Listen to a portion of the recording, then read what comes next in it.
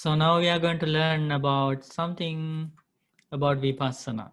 From the Sutta we didn't finish last time.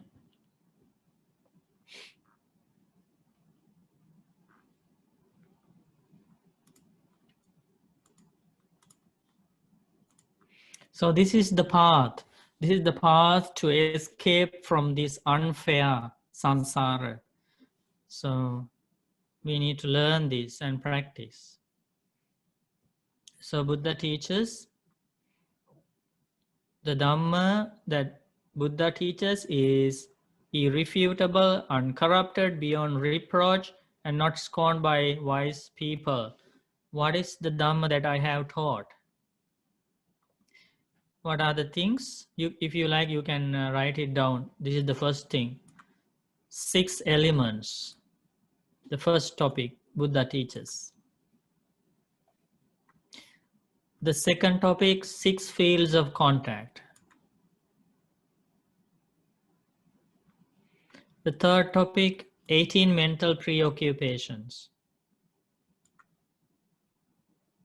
Next topic, 4 noble truths.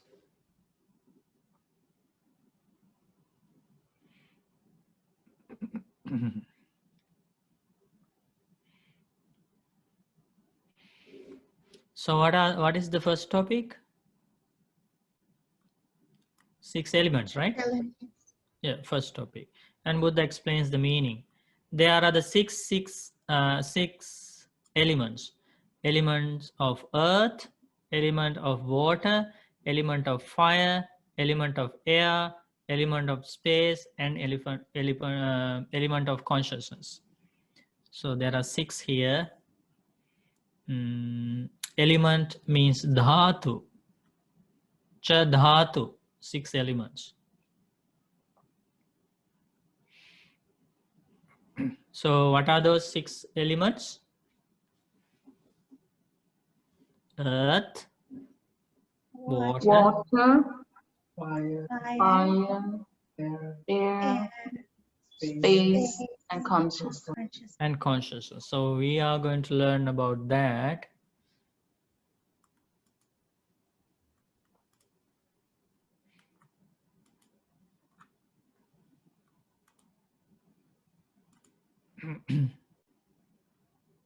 What do we need to learn about that? Buddha is going to teach.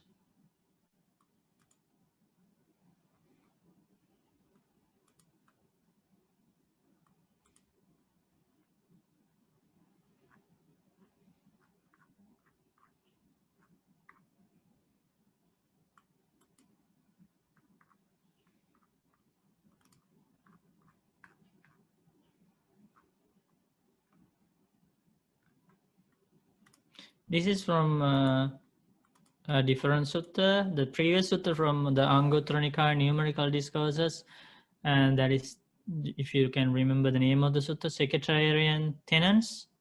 Sectarian tenets. And this is from the Dhatu Vibhanga Sutta, analysis of the elements. So what is the first element there? Earth element. Earth element. So this is what we need to learn about earth element in terms of ending suffering. Why did I say in terms of ending suffering? Because you can learn about earth in terms of other plans or other purposes. You can learn about earth. Earth is round. This is how earth made of. You know, this is these are the different things in the earth, and this is this country, that is this country, these are the oceans. Like that, you can learn earth in different purposes. But here our purpose is to learn about earth element in terms of ending suffering. You understand now? Okay. Can you please read this paragraph? Can somebody read? I can read Bhante. And what is the earth element? The earth element may be interior or exterior. And what is the interior earth element? Anything hard, solid and organic, that's internal, penetrating to an individual.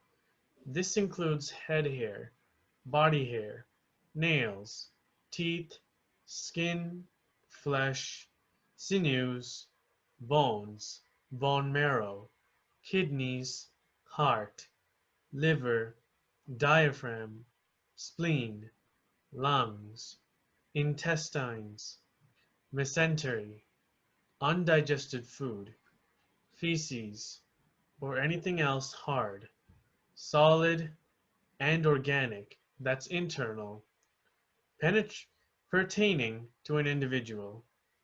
This is called the interior earth element. The interior earth element and the exterior earth element are just the earth element. This should be truly seen with the right understanding like this. This is not mine. I am not this. This is not myself. When you truly see with right understanding, you reject the earth element, detaching the mind from the earth element. Good. So that is what we need to learn about earth element, right? That's what we used for the Vipassana meditation when we did the form group of clinging. So we need to develop our wisdom to see that all those parts included in the internal earth element are also a part of the external earth element, and both are the same, right? Both are the same. Earth element is not mine, not I am, not myself. We should not separate this is internal earth element and this is mine. We should not separate. The day we develop the wisdom to see that this separation is wrong is the day that our identity view or Sakkaya Ditthi is going to be abandoned. What is the external earth element? External earth element is the ground, the earth, right? So all those parts that Buddha mentioned in this body will fall into that ground one day and be a part of the ground, right? So shouldn't we develop that wisdom to understand that there is no mind here in this body? That is the path to end suffering. Okay, so that is the end of the Deep Dhamma class today. Any final questions? So we only learned about one element, okay? We have 5 more to learn. So that means 5 classes.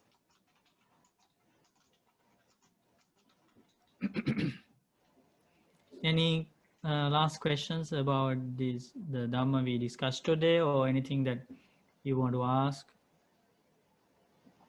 Namo Buddhaya, Bhante. Bhante, can I ask Bhante about mental exploration and the thought? Bhante, what's the difference? So we are going to learn, we didn't learn about mental exploration. We are going to learn in the future classes. So patient, change the name of the class. Okay, yes. Mental exploration is also the mental preoccupations. That was a separate topic in this sutta. Yes, Bhante. Deep Dhamma.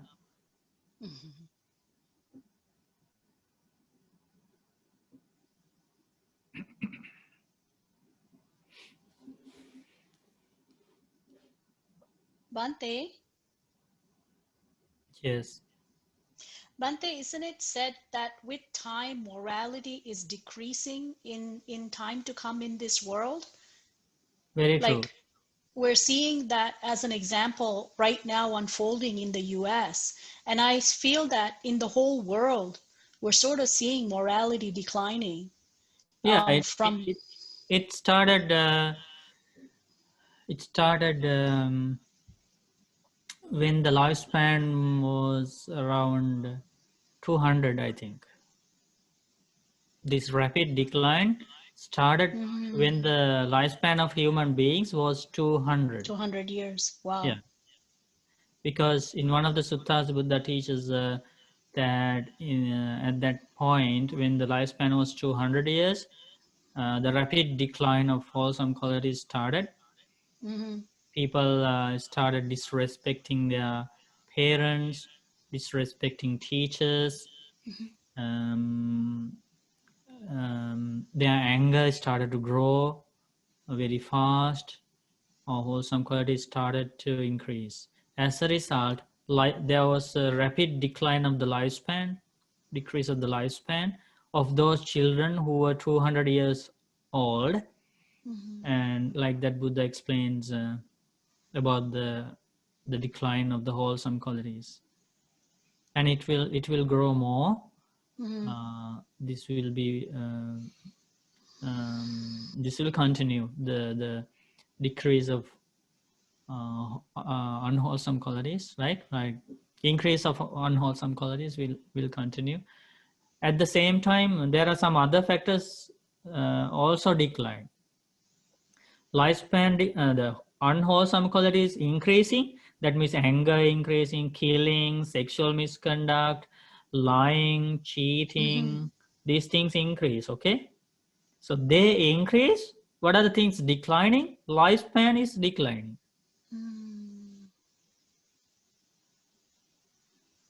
So recently a grandmother passed away in Sri Lanka, and she was the longest lived grandmother in our time period, and she lived for 113 years and just passed away.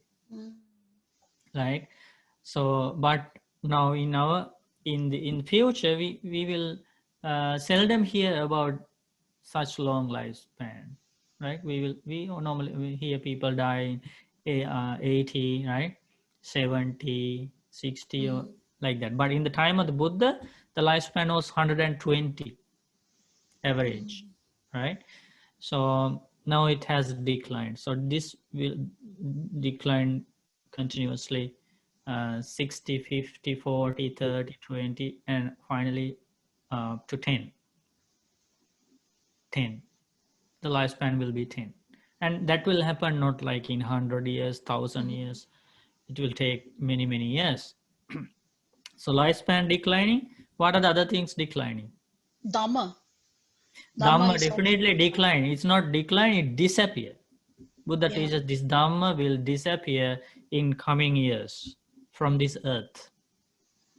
That is so sad. Yeah, that's so sad. Sad. And can you imagine that even a word of the Dhamma is not heard in the human world? It will be like completely a battlefield, you know. Just Buddha teaches everywhere there will be fighting, wars, killing. That's the future human world. That's a prediction. So we should get out right now. Not easy. Not Yes, but we have to try every day, every second, every moment. easy. Yeah, we have to try. Thank you. Thank you. And also, so the lifespan declining, the other things declining, beauty. Buddha teaches beauty declining. So even though we think that there are the most beautiful people are in the world now, no, the beautiful people lived many years ago and they passed away. So don't cling to these people that you see at present. They are not so beautiful. Buddha teaches that beauty decline when the unwholesome qualities increase. Isn't that a good reflection to let go of craving for beauty? Yeah. Because when you think, oh, beautiful, she is beautiful, he is beautiful, that is beautiful, that leads to craving, right?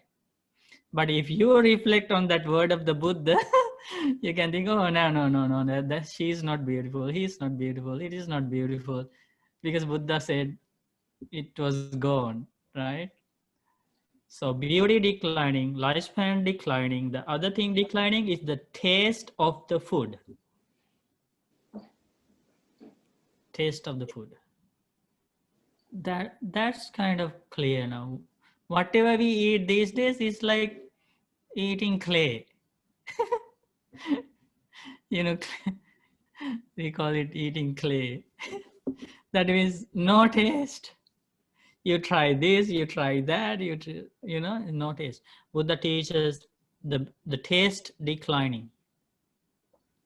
And the people who are going to be born in future in the human world will have the coarse food, less taste. So what are the things that decline with the increase of unwholesome qualities among humans? Lifespan, beauty, Taste of food. taste. If you like to learn more about this, please go to suttacentral.net and start reading Chakravarti Sihanada Sutta. It's amazing how Buddha gave these predictions. And the warming, the global warming is also something that increases. And Buddha teaches about that too.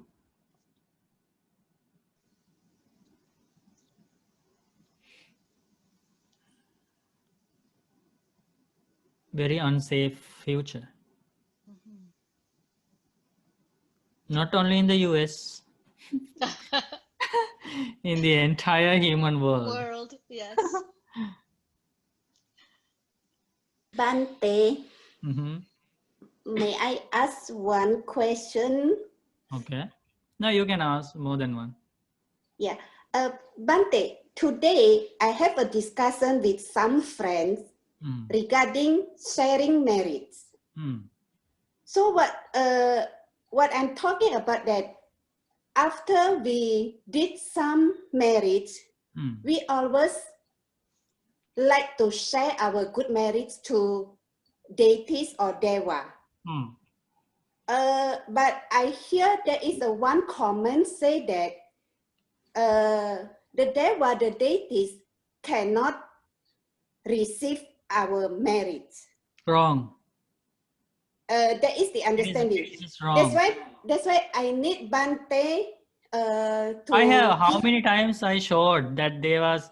I showed the direct sutta that devas can share, rejoice in merit. How many times I showed in classes?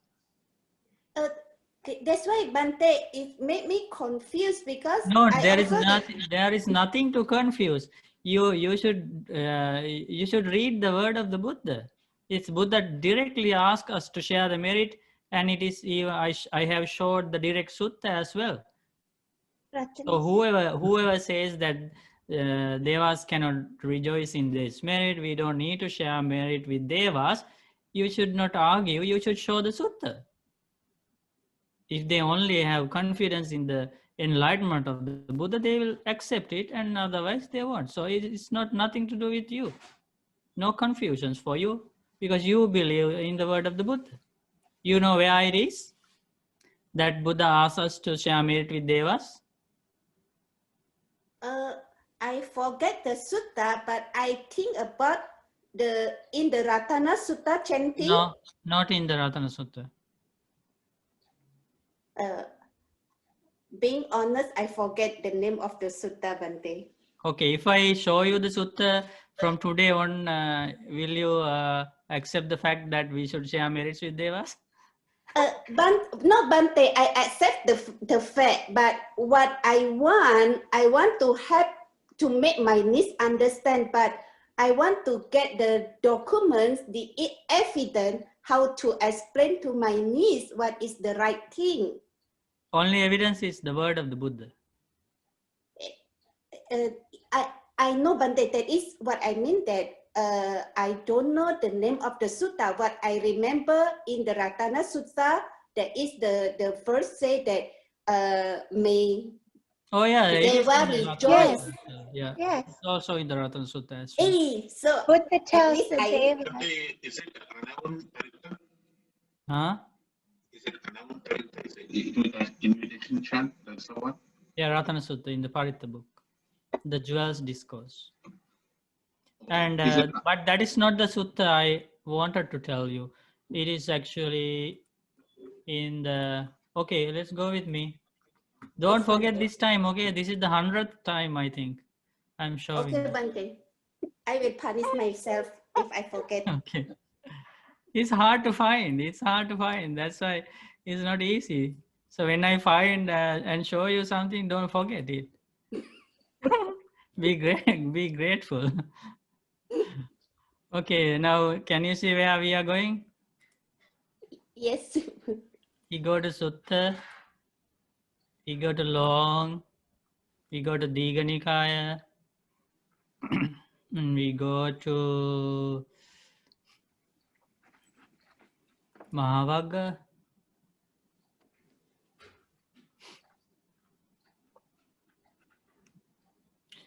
We go to this, the Great Discourse of the Buddha's Extinguishment. What is the name? Mahaparinibbana Sutta. Yeah, please write it down, laminate it, and put it on the above your table. Okay.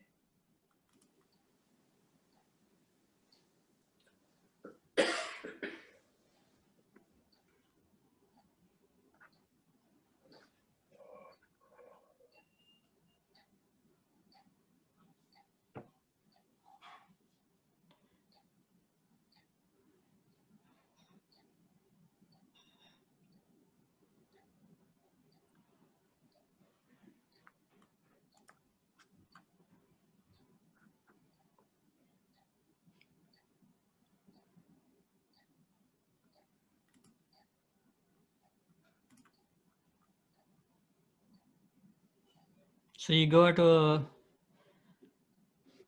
Mahaparinibbana Sutta. Yes.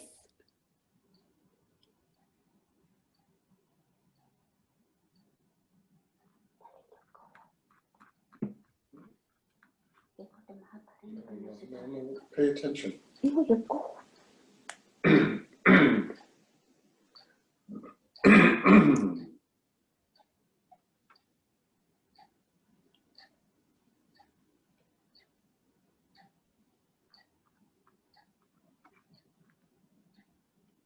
What's it called? Digha Nikaya Sutta. No, what's it? Keep moving. Let's go to Mahavagga. Just turn around.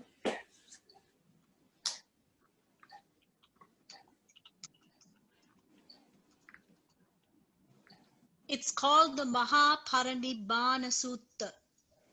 Yes.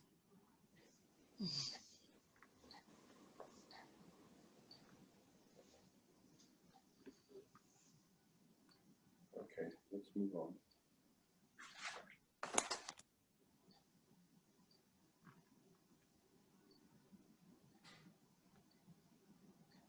Okay, I found it.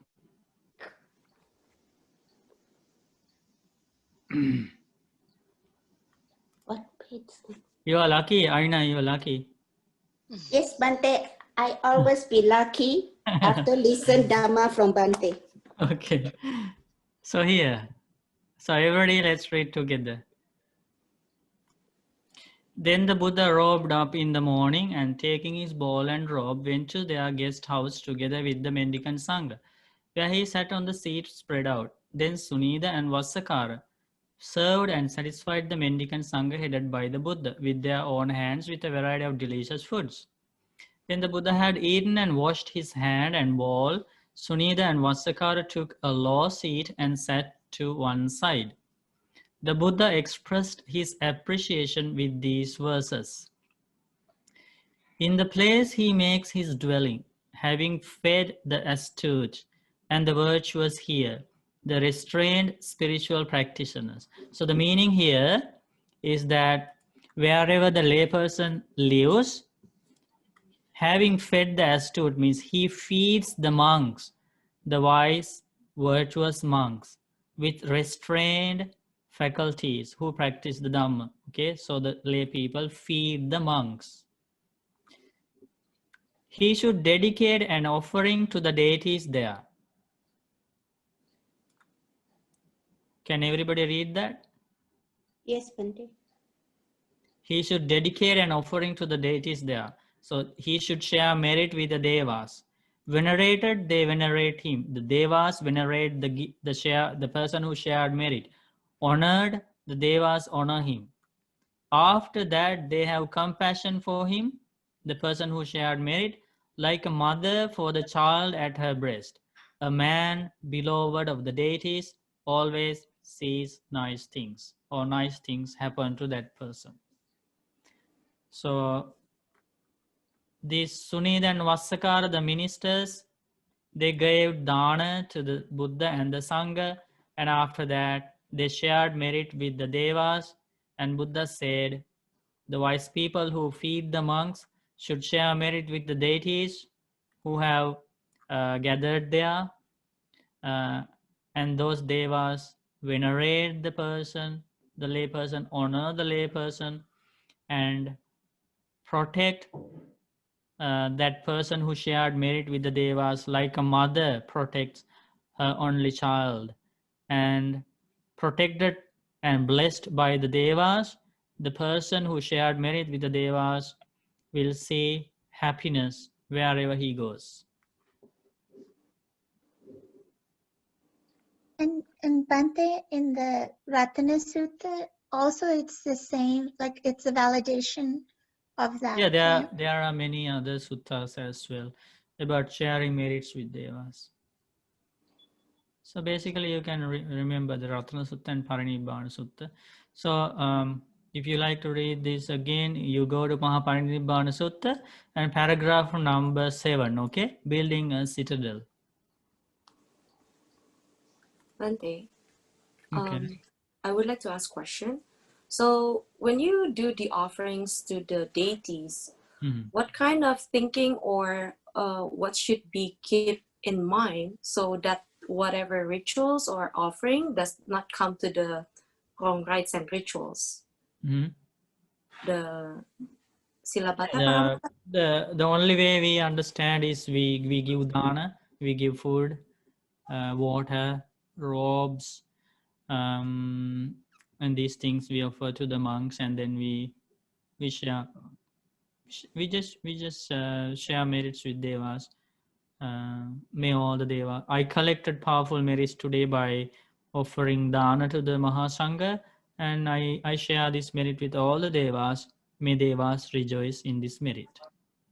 Okay, so that being said, Bante, so the merits that we share only can be enjoyed by the Dewa if they are happy, like with our merit that has been done, right, Bante? Not Yes, necessarily just transfer. That is the way they become happy. When we give dana to the Sangha, that's the way they become happy. I see. Thank you, Bante. Oh, another thing, Bante, I think I found another sutta about the offerings to the Dewa. I think it's the Patakama Sutta. Patakama Sutta, yeah, that came to my mind. That's why I said there are other suttas as well. Yeah. Yes. It's repeatedly you can find it. Yes. It's not dangerous like killing, stealing.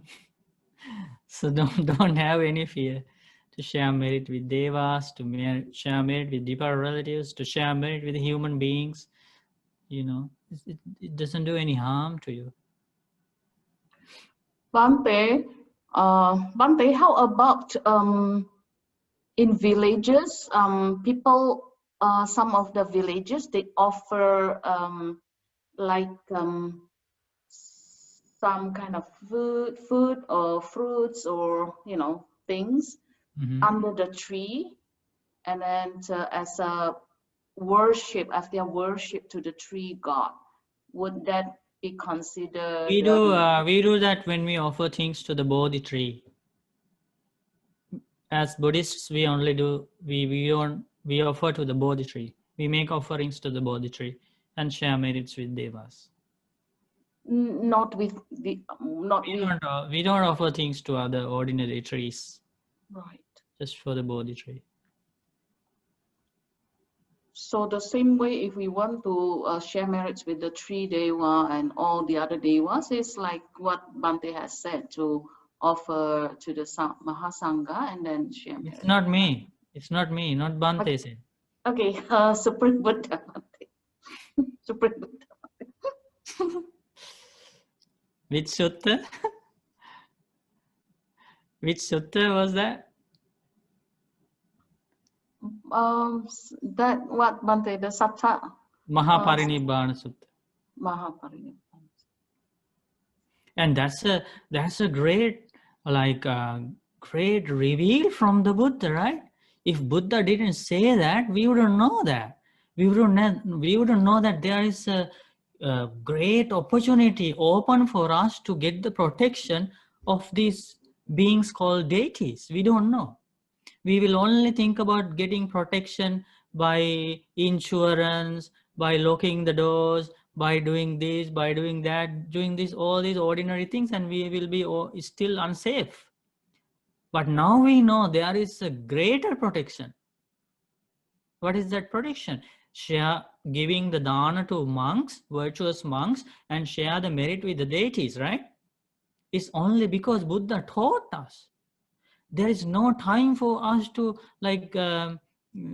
still to analyze this is right, this is wrong. There is no time. We should start sharing merit with deities now, at least today.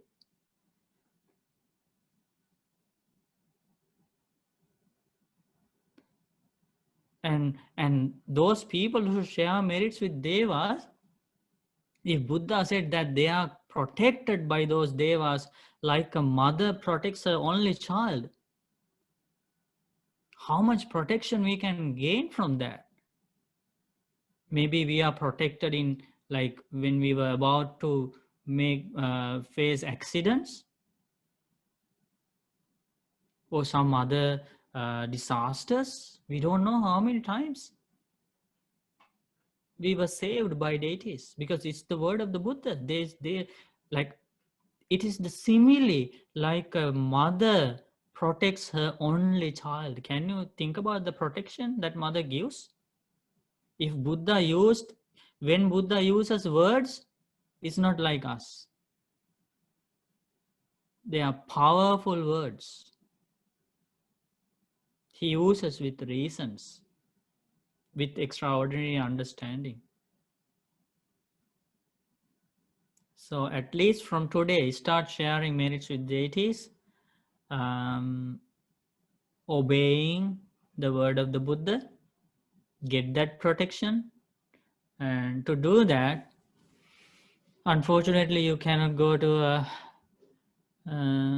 monasteries, many monasteries these days, to give dana to the monks. But be patient, practice wholesome qualities, and yeah, whenever you do good things, you just share merits with devas. It doesn't do any harm to you. That's why we do.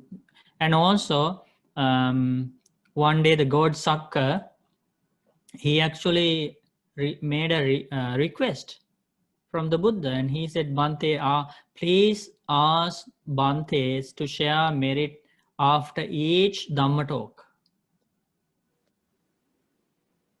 That's why we share merits after each Dhamma talk. We share merits with devas. So share merit after doing any good thing, you share merit with devas. It doesn't do any harm. But be careful. You have to do something good. Like some people share merits with devas by doing animal sacrifice or human sacrifice, right? They kill humans, they kill animals, and then share merits with devas. That's not the right path. Buddha teaches, do good things, wholesome things, and then share merits with devas. Is that clear? Yes. Okay, so we learn. Bante, Yes. Bante, I think Reem would like to ask question. Please, Reem. We have another question before that. Yes. Bante, are there monks in Winnipeg now? Winnipeg, Asapur? I don't think. If they go there, they would tell me. So, yeah, there are no monks right now, but there will be monks. Oh, somebody says our microphones have been muted by the host and we are not able to unmute. Please be kind. Who is the host? I don't know. Hold on. So yes, some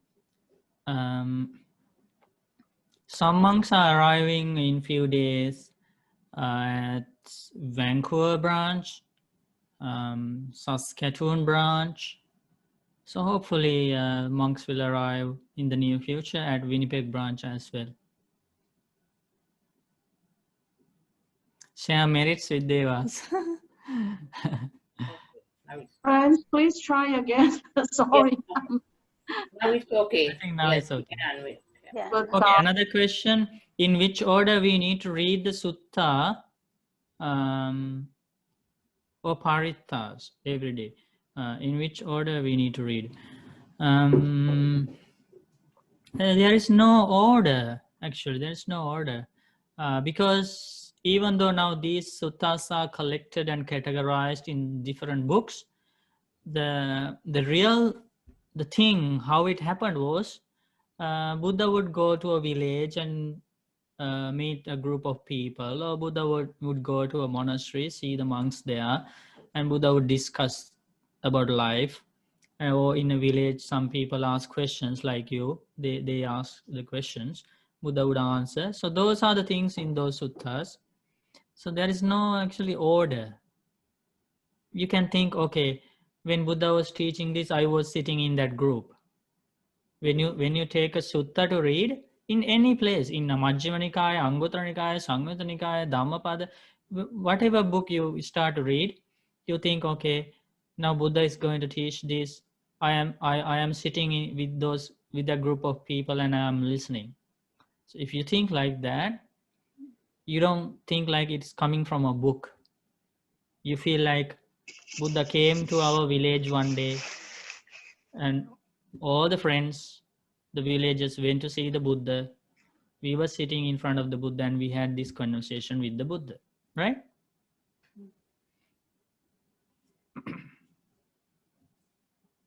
Because I used to say, we make mistakes. So I made a mistake in the past.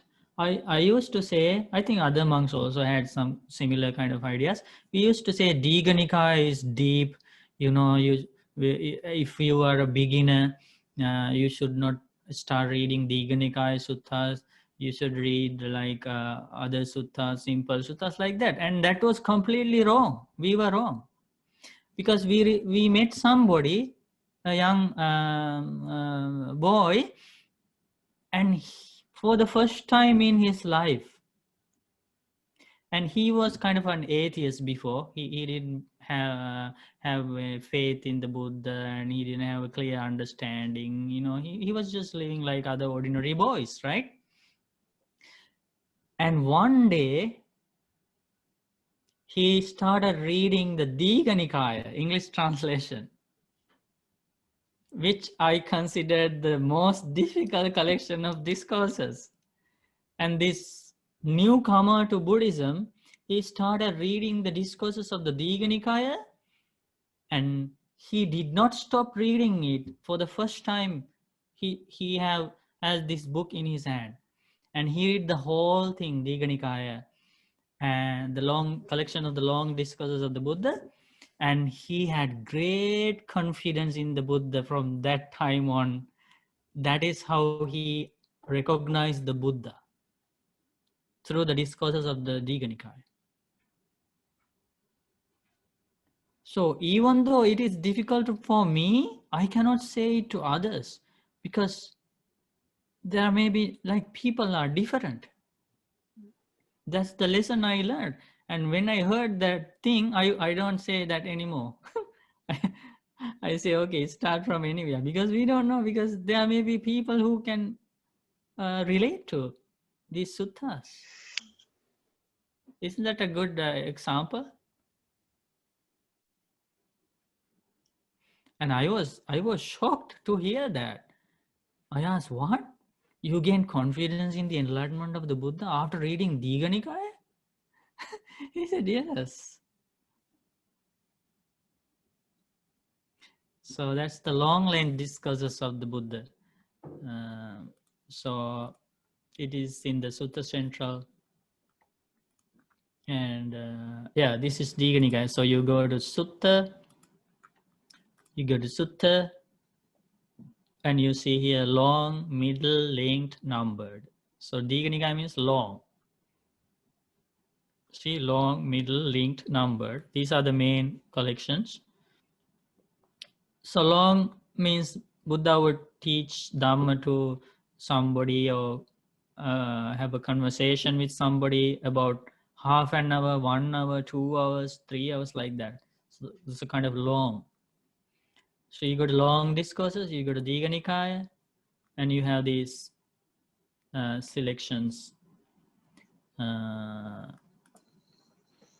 These are the discourses: Prime Net, Fruits of Ascetic Life, with Ambatta, with Sonadanda. These are the names of the people who came to ask questions. With Kutadanta, with Mahali. See, it's like people like us. With Jalia, like that. You can read. The sweetest taste in the world. The words of truth.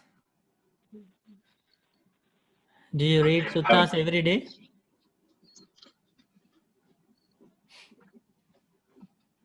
Of course, Every day, Bhante. Bhante. You can go. You can use those two websites: suttafriends.org and suttacentral.net. Suttafriends.org has like even simpler language translations, simple English, and not the whole Sutta Pitaka, but Sutta Central has the whole Sutta Pitaka. Shouldn't we be very grateful for those Bhantes and lay people who, yeah? Bhante Bodhi's translations are great. Yeah, Bhikkhu Bodhi Bhante's translation, also Ajahn Sujato. Yes. That Bhante's translation, and there are other Bhantes, and there are some lay people, and who you know, organize everything and who maintain these websites. It's unbelievable. Like, it's like a great ocean. Can you imagine, like, so this is about, we are talking about translation. Can you imagine the Bhantes who memorize these? Yes, it's incredible. Especially Ananda Bhante? Yeah, that's incredible. Upali Bhante? Okay, that's about memorizing. Can you imagine the person who realized all these things and spoke these many words without expecting anything back? People teach others in the world many things, but they expect something, right? In like most of the cases, they expect something. It's for money. In return. People spend time for money. They do services, you know, they do this and that. Even for 5 minutes, they charge. For half an hour, they charge. For 1 hour, they charge.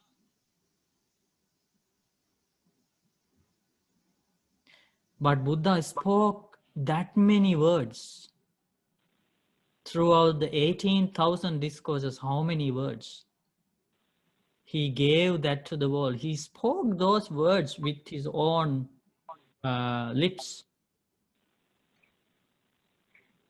without expecting anything from the world. That's called limitless compassion. That's what Buddha taught monks to do.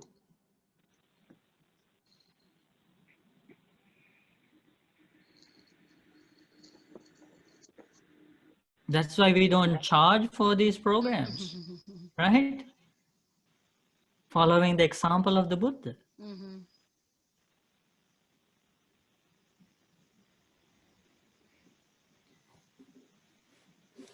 Sadhu. Bhante, there's one question if Bhante Is don't it more mind. beneficial to meditate before sunrise?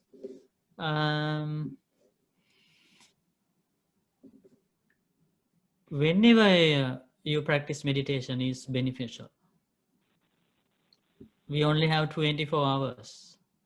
So if we say only this time is beneficial, this time is not beneficial, we only have 24 hours, very short. So whenever you meditate is very beneficial, even for 5 minutes, 10 minutes, okay? Because that is the most powerful karma. Buddha teaches among kaya karma, vachi karma, mano karma, the most powerful karma is mano karma. Kaya karma means bodily actions, vachi karma means verbal actions, mano karma means mental actions. Meditation completely related to mental action.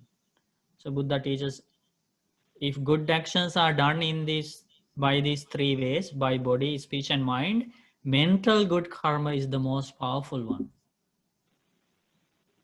So if you have 5 minutes in the morning, in the evening, at night, just for loving kindness meditation or any meditation, breathing meditation, use it. It's going to be the most powerful karma, okay?